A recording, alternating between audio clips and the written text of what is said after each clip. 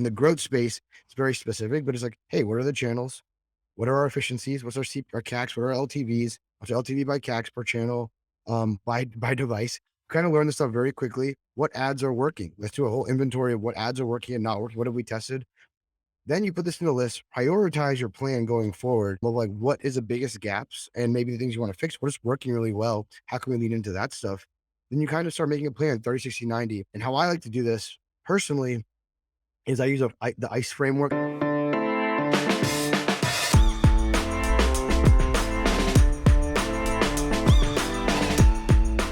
What is the best way to quit, change, and start jobs in mobile marketing and user acquisition?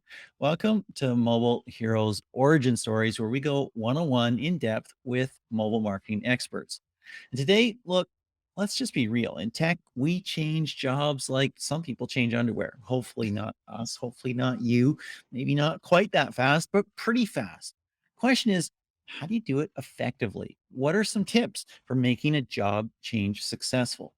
Today, we're chatting with not just a mobile hero, but also an expert at starting new jobs, ending old jobs, and transitioning. Peggy, who are we chatting with?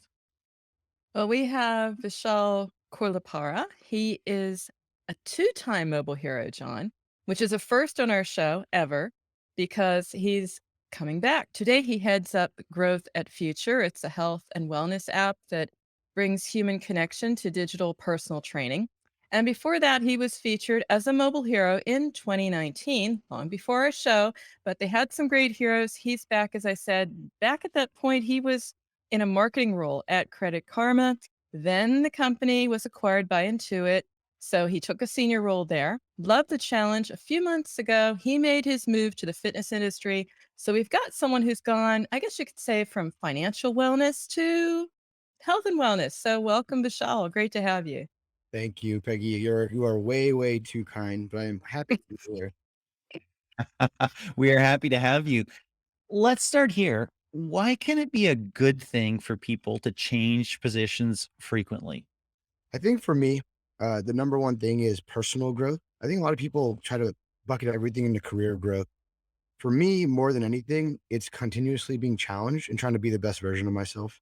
Um, I think a lot of people will stay with something, a specific career or path, hobby, and just continue doing it without progressing because it's easy, it's comfortable, it's within your comfort zone.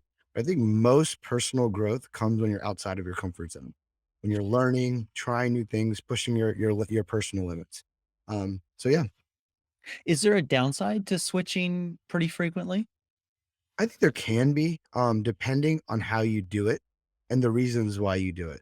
I think if you're getting let go quite a bit and changing in that regard, it's probably not a good thing. But if you're building relationships and doing it in a way that's, the right thing and it feels right and you're not leaving people stranded in a bad spot, I think it's definitely okay. hmm So you're switching, you're changing a lot. It's about personal growth. How do you actually end a job successfully? Because there's an interesting point, John. I was just reading an article about this. How do you end a job without upsetting your boss and burning your bridges? So there's an art to this. Yeah, and this is where I think that there is a little bit more of an art than a science to this, but I think relationship building is probably the most underrepresented skill to have in, modern day tech companies. I think we've put a lot of focus on skills, like actual hard tactical skills.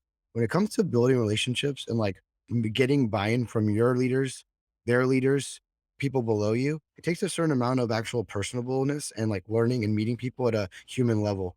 Everyone has KPIs, everyone has goals, everyone has targets. If you're leaving and putting someone in a position for your team can't cover or you're not gonna succeed because you're leaving and you're kinda just like, "Okay, I'm out," that's not the right thing to do ever. If you're like, "Hey, we're in planning mode and there's a lot of stuff I wanna do that I know I'm not gonna get to do in this next season or next, like, seasonal peak," whatever it is, I think it's an okay time to make that transition. What I do and I think I do a good job. Hopefully, my bosses, if they hear this, will agree. Is I try to like make real relationships with the people I work with, and my bosses. I try to definitely look out for them as much as I hope they're looking out for me. So when I leave, it's not a peace. I'm out. This was a pretty miserable experience. Usually, I'd say, "Hey, here's how I'm feeling. Here's what I'm looking for. We can't make it happen here. How can we do it?" As a collaborative effort on like what I'm looking for normally, and they kind of know when it's coming. It's not a surprise like at any time. And then it's, hey, here's our KPIs, here's our goals, here's what we need to do for a successful transition. Here's a transition plan that I'll try to backfill. I have people I know. How can I get people to replace me? How can we hire people up who have a lot of potential to like to fill this role? There's a lot of like stuff like that that goes into it that's not thinking about, hey, how do I be the best growth marketer? But it's also how do I be like a good employee and a good person um, in these transitions? I think I that's love that. incredible, John. I was just gonna say, getting a backfill plan in place and everything, it's like easing someone into the idea. It's not just like, "Hey, 30 days notice, I'm out of here, guys." And also trying to say sort of like, "Hey, didn't quite work out. I wanna grow in different ways." Almost sounds like really like a relationship. I think I've had dates like that, but Hopefully you not recently, not but I do recently, like no, it's that. open note, so I think that's very cool. I think that's awesome because I think that it can be the right thing for you for a while, and then you mhm. need to move on, and that's totally fine. And you shouldn't be stuck someplace where, and stuck is a word that maybe I shouldn't use either. But you shouldn't be someplace where you're not being the best person that you can be, the best employee that you can be. But you should also have those great relationships. It's great to be talking to an expert on this. I think I've done a couple things right there because I've been rehired by companies that I've left. So maybe I've done something right there. So that's good. But let's talk about starting. Starting is also important. What do you have to get right in the first 30, 60, 90 days of a new role? Yeah, I could this conversation go on for a little bit probably, but, like, honestly, I'll start with, like, the very first thing, which is actually before 30, 60, 90. It's like, when by the time you get an offer or you're transitioning to a new role in the same company, you have to, like, really know the org structure of where you're going, in my mind, even before you get there. I think the most critical thing is to get early wins and, like, really hit the ground running. It'll build a confidence in yourself in early stage. You'll feel good about yourself right away. You won't be digging out of kind of like this, like, idea of tactical debt is what I call it, where you're trying to constantly prove yourself. When you come in and know, here are the decision makers. Hey, is the CFO in charge of budgets? Is it the CMO? Who is responsible for landing pages? Do we have the tools necessary to do it? Is it me? Is it outsourced? Then you can come in, audit all the stuff that you're trying to do. And in the growth space, it's very specific, but it's like, hey, what are the channels? What are our efficiencies? What's our CACs? What are our LTVs? What's our LTV by CACs per channel, by device? Kind of learn this stuff very quickly. What ads are working? Let's do a whole inventory of what ads are working and not working. What have we tested? Then you put this in a list, prioritize your plan going forward of like what is the biggest gaps and maybe the things you want to fix. What is working really well? How can we lean into that stuff? Then you kind of start making a plan 30, 60, 90. And how I like to do this personally is I use the ICE framework. I don't know if it's really, really basic. You can Google it. It's like impact, confidence, effort. You rate them on a scale from like 1 to 5, sum them up, and that's your ICE score. Sort your list by this. And then all of a sudden you have like this priority list of like, okay, now I know what's the biggest impact, easy to execute. Start just knocking these things out and then finding the resources, navigating the team. These are all really tactical things. I think the other main thing to do when you're 30, 60, 90 is get to know, and I said this earlier, and I keep kind of reiterating, in this virtual world specifically that we're living in more and more, getting to know people outside of just your job responsibility is essential. At Future, we just had our first work offsite with our whole marketing team. And if you were A/B testing like team energy before and after, it's like, now we all know each other. We can relate. It's not like just this like this request for this creative or this, whatever it is. It's not like a tactical resource, based thing now. It's like, hey, we have a relationship. We know who each other are. Like, invest in that early, and you can do it via Zoom. Make your first one-on-one. Make like 20, like 25, 30, 50% of it about, hey, what do you do? What are your hobbies? What is your passions? Where'd you come from? Where did you grow up? You'd be surprised what you get to know about people, and that's kind of how you get to start. I think a lot of your times at new positions and new companies. I'm I'm blown away so by this, John. Yeah, Just go ahead. blown away. I was just gonna say though, you know, such a plan. I mean, right there, it's like life coach here. Um, but I have to ask where you start your research. When you say you come into the company and is the CMO or CFO in charge of budget. I mean, that's not something I'm gonna find in LinkedIn necessarily. So can we like step back to that prep? Because that's a great tip. Where do you find out this stuff? Unless, of course, got some private detectives you're paying. I don't know. But no, seriously though. because it's a lot of, research, a lot of Yeah. legwork. Yeah. And so I I think there's 2 parts, and it depends on the role and just, like, what you're doing. If you're going within companies, you should have some idea, I would hope, that, like, what's happening already, and you can kind of navigate that. But when I joined, my current boss, a great guy, Brian Hahn, he I basically reached out to him via LinkedIn to even, like, start talking about this role, and before that, I asked him, I was like, "So, who are the people I need to talk to get to know?" And he would actually happily, like, set up meetings for me to start meeting people. Within the interview process, I think the standard interview now, you meet 3 to 4 people on the team as well, and so right there, you're kind of getting to know people, navigate even this, like, interview process. At this point, you have 4 people within a pro if you're a startup like I am, that's like a pretty big portion of the entire team. And then at this point, I hope your manager can kind of is willing to do this. If they don't see the benefit in getting you introduced early and often, might be almost a red flag, to be honest with you, because it almost is like they're either too busy, which means when you join, it's gonna be a little bit chaotic for you, or it's gonna be like, or they don't care about you kind of spreading your wings and growing within this org. And so I think for me, it's they lean into that. And if you're, and I wouldn't say it's a complete red flag, like there's avoid that rule. What I would say is don't be intimidated. Like, go to LinkedIn. It's not hard now to go be like, okay, future fitness, growth, CFO, CMO, set up meetings. Say, hey, I got the job offer. Really curious to see what you're doing, how I can help. What can I learn? What can I bring to the table? Usually, anyone at your company should be willing to like work with you in that way and learn and talk to you about stuff. Especially after you sign your offer. But I like that a lot, and it speaks to the fact that when you're being interviewed, you're also interviewing, right? You're interviewing them, and you're understanding them, learning from them. What I was gonna say earlier, Peggy, as you said as well, I love that we're having Vishal here. I love that we're having this conversation. Oh, So often in mobile, in marketing, in ad tech, we're talking about the numbers, we're talking about optimization, we're talking about the money, we're talking about many other things, and all of those matter. But the personal relationships are the critical factor that helps people be successful in roles, be successful in teams, and be successful over the course of a longer career. I'm really glad we're having this conversation.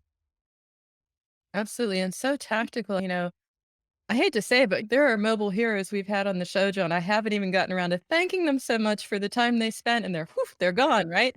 I mean, it's not even a 6-month period that I'm far behind in my email, but it happens, and this is such solid advice to do it in such a way that it's productive, it's positive, it's growth in the true sense, it's personal growth. Let's move here. So if you're moving quite frequently, sometimes you're not. Sometimes you stay in a position for a long time. Are there reasons to stay with the same company for a long time, even maybe in the same role for multiple years? so yes, I do believe there is reasons for this. I think I'll put this I'll put this as generically as possible. I think everyone has different things that suit them. So if you are someone that loves the corporate environment, loves big business, and loves growing in that way in their corporate ladder and want the longevity to move up in that way, I think it's essential that you do that. If you don't, it's really hard to grow into a C-suite at an Intuit or something like that. I intentionally have been a startup guy. I was at Morgan Stanley early in my career before I decided, hey, I did not want to do that. Got into something a little more interesting and a little bit more, I don't know what the word is, but a little bit newer, a little bit more interesting, a lot to learn. And I recently was like, hey, I've never done big tech.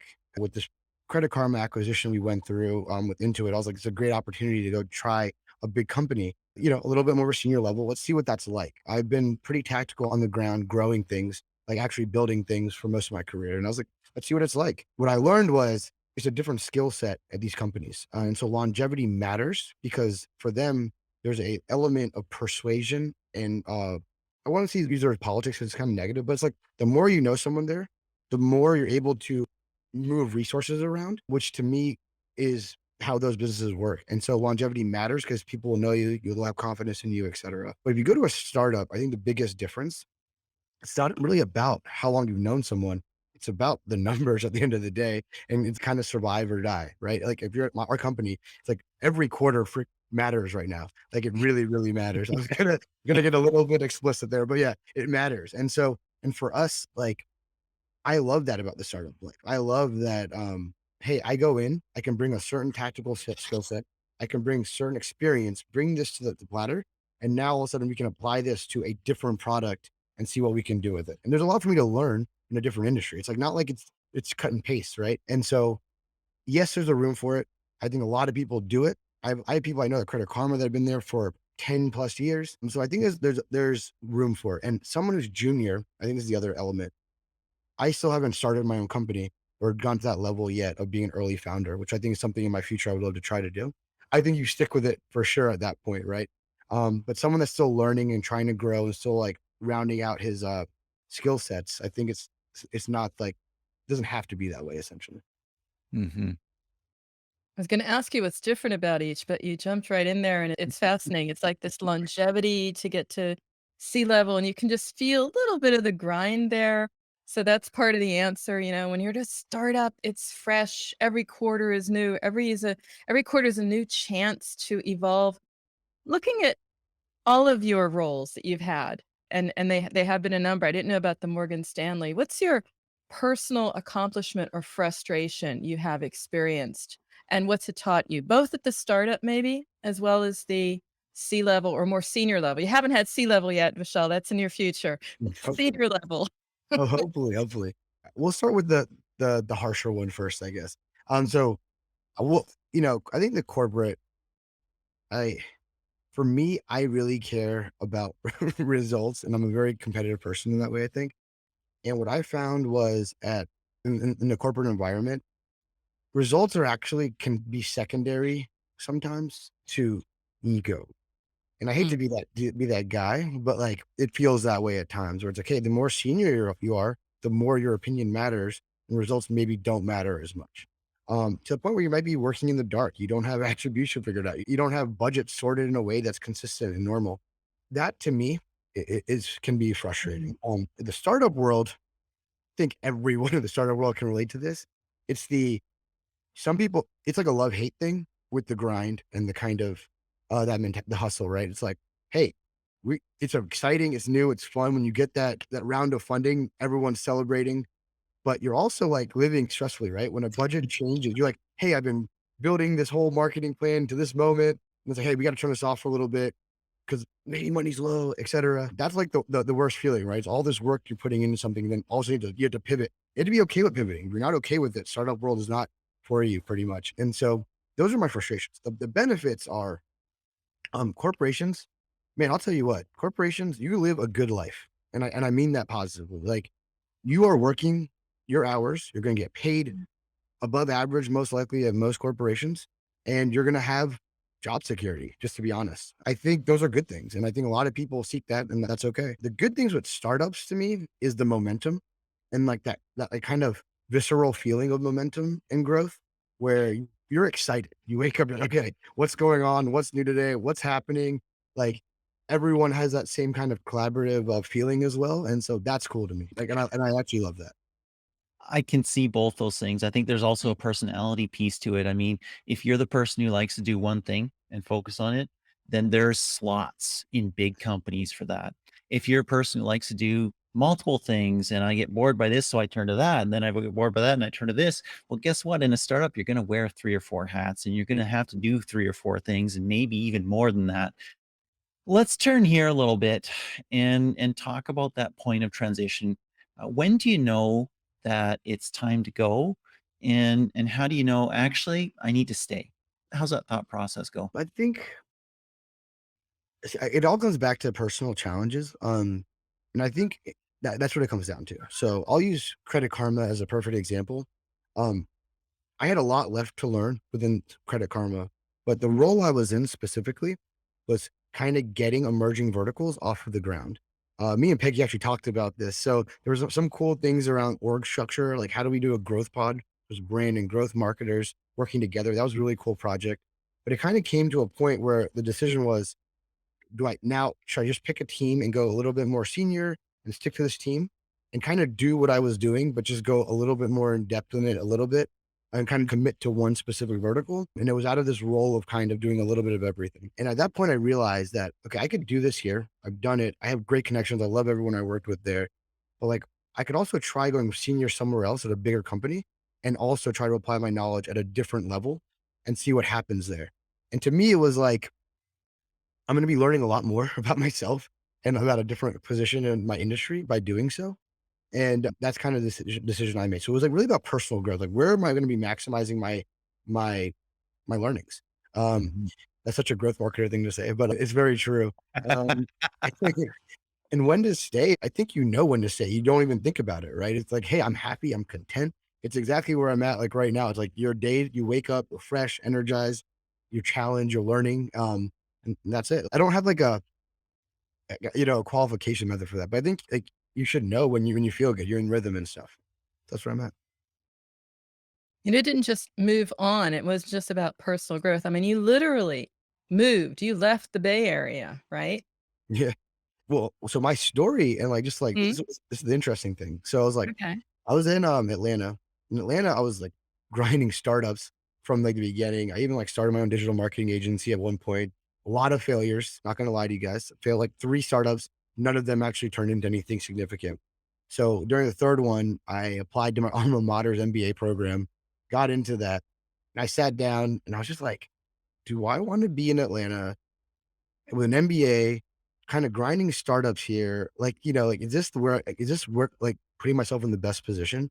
And at that point, I said, no, I don't think so. Like, I was like, let's go to the Bay Area. Let's figure out let's go to like the epicenter and see what we can do there. And then from that point, I got there, had joined Credit Karma, got super, super lucky. I got to join Credit Karma, then went to Intuit, which was a great experience.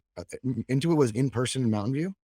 Upon leaving Intuit, Future is fully remote. So I now given up my lease. I'm actually traveling completely remote, nomad. Now you want to talk about challenge other than career stuff. It's traveling, living out of a suitcase, which you have to learn and you adapt to, but that's like another personal thing we can get into. But and so that's kind of where I'm at now. And so it's a fun life and it's fun and exciting.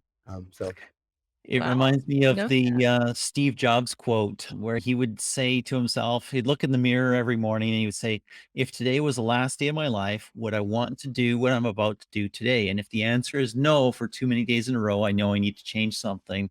And that kind of gives you a clue of what's changing. Boy, living the digital nomad life while also doing the startup life, that's a lot of change and that's a lot going on. It's coming near the end of the year here and maybe transitioning into 2022. And Peggy and I were chatting about New Year's resolutions and stuff like that. You're doing a fitness thing. Talk about what you're doing right now, what the challenges are there, and what you're learning about growth in your new app. yeah. So it's a great segue. So talk about New Year's resolutions. Number one, I actually am not going to focus on fitness this time for the first time because since a month before I joined the company, like I told you, I tried to get invested. I actually bought into Future the first month I got involved, um, and I loved it. Like I actually haven't missed a workout in like 4 months or something crazy like that. Um, and like literally, and I'm not like bragging about our app, but like that's literally what we did. So for me, you don't have to think about that. Maybe diet is something I should think about or settling down. Who knows? But like, er, that's on the New Year's resolution front. At Future, from for me, the challenge there's a lot of challenges, and so number one, coming from fintech to fitness, they're very very different spaces. I'll give you a really specific example to illustrate this. At Credit Karma, we had a bunch of free users. So like when I say a bunch, it's like 100 million plus, right? To get these users, it was like, how do we get them in the door? And then our product delivers immediate value. How do we retain these users? And LTV came from giving them really targeted offers, right? Um, so was the goal was growth was two parts. One was new users. The second was onboarding them to our sub verticals, such as our mortgage product or our auto product, et cetera, which we can then upsell. Um, Now, going to fitness is very different. So we go from an ads that are, hey, get your credit score for free, free, free, free, everything's free. Now we're actually selling a high-end product with an elevated brand that's people are going to come to for a brand and like feeling good about themselves. And it's a whole different experience. And the people are different. And the margins are very different. And like even the CACs are incredibly different. And so when you're working with 100 million data points, versus, whatever small amount we're working with, it really changes how you test, how do you learn fast, What are the proxies? How do we get smarter? How do we get really niche? And like our creative has to be super on point. It's a very different challenges in that way. Um, so that's one challenge. The other challenge is honestly just high end brand. Well, I kind of mentioned this, but high end brand versus the low end brand. It's like not low end, but one for the masses and one that Yes. right now is how do we price our stuff? It's like, what do we price it to? Right now, we're pricing as a high end. Do we change our pricing structure, introduce new products to actually reach out to a bigger audience, which is something I'm bullish on in 2022. There's a lot of things we're going through right now. And so, yeah, it's fun. Very, very cool. That's awesome. Well, this has been very interesting, and I love talking about some of the interpersonal and also career type stuff of growth marketers. We can't let you go. We ask all our experts for 3 actionable tips. And here's the question we're going to ask you. What are your top 3 tips for growing your career in 2022? Very relatable. And so I think one is I hate to say, don't focus on promotions. Like if you focus on promotions, you're just going to set yourself up for failure because once you get the promotion, you're actually just you're not going to be excited. That's not how the world works. Be excited in what you do, and then that will translate to growing in your actual personal career. Second is I didn't realize this until later in my life, but it's align your passion with the like with a industry you generally care about. So for me, fintech was like right where I needed to be, being kind of not the most successful yet, figuring out my finances. It was a really cool place to learn about it while also, like, bringing people to it. And now fitness is exactly the same thing. It's like I coach basketball. Fitness is always something I care about. And so it's like now it's aligning perfectly with my own personal motivations as well as bringing people to it. So that's like the second thing. And the third thing is, I'm gonna say this one because it's like kind of like different, I think, is don't get fixated on this brand versus DR versus all this kind of internal growth stuff people talk about. Like it just doesn't make sense. We're all one team trying to grow something together. And if you don't have a brand team that supports you and you don't have your growth team, if you don't have a growth team that supports your brand, no one's going anywhere. So learn to build bridges, learn to how do we make everyone happy and how do we make it work? Use data as your guiding light, right? That's awesome. That's like the world according to Vishal, and I really like it. It's got a personal touch to it, which makes me feel good because I'm usually like the warm and fuzzy person in the room, talking about teams and things. It's like, yeah, well, but no, this is part of it. This is part of what you need to strive for. So thank you for that reinforcement. There is a place for all of this. It's all about collaboration, understanding your coworkers, having vision, doing what you love, passion. There you go, John. Hmm. Absolutely. That's what we do here, right, John? Absolutely. That's why we do Absolutely. what we do. Absolutely, we get to talk to cool people like Vishal, so thank you. Cool people like Vishal and others as well. If you want to be on the show, hey, you know how to get in touch with us. Thank you so much, Vishal. It's been wonderful. Thanks, guys. Appreciate it.